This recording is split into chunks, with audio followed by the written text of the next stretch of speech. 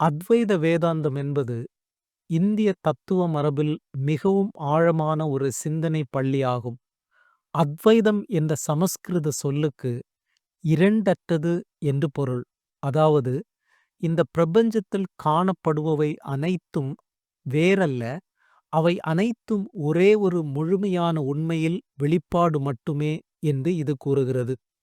8ஆம் நூற்றாண்டில் வாழ்ந்த ஆதிசங்கரர் உபநிடதங்கள், பிரம்மசூத்திரம் மற்றும் பகவத்கீதை ஆகியவற்றின் சாரத்தை ஒருங்கிணைத்து இந்த தத்துவத்தை முறைப்படுத்தினார்.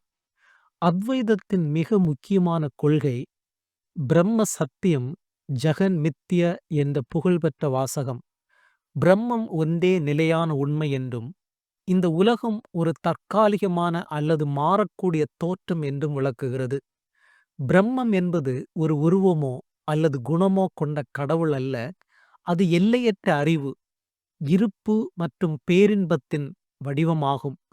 ஒரு தங்க கட்டியிலிருந்து மோதிரம், வளையல் என பல ஆபரணங்களை செய்தாலும் அவை அனைத்தும் அடிப்படையில் தங்கமே என்பது போல, இந்த உலகில் உள்ள அனைத்து உயிர்களும் பொருட்களும் பிரம்மத்தின் வெவ்வேறு வடிவங்களே ஆகும். இந்த தத்துவத்தின் மற்றொரு புரட்சிகரமான கருத்து ஆத்மா பற்றியது.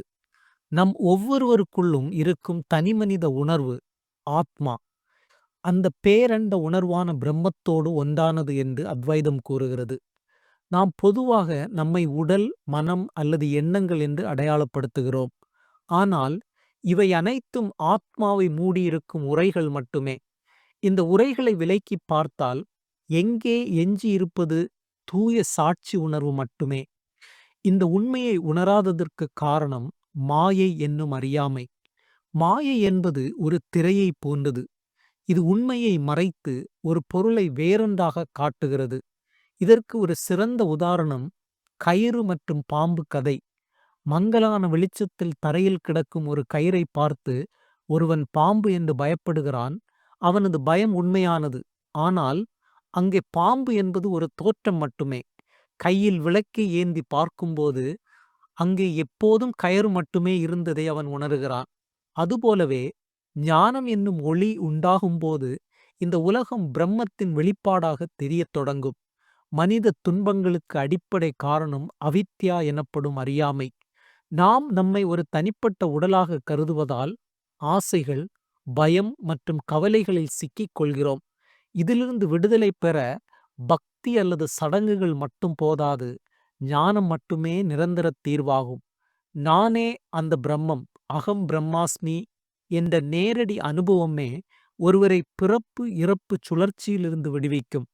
இந்த நிலையை அடைந்தவர்கள் வாழும் காலத்திலேயே விடுதலை பெற்றவர்களாக கருதப்படுவார்கள். இவர்களை ஜீவன் முக்தர்கள் என்று அத்வைதம் அழைக்கிறது. அத்வைதம் என்பது வெறும் தர்க்கம் மட்டுமல்ல, அது ஒரு வாழ்க்கை முறை.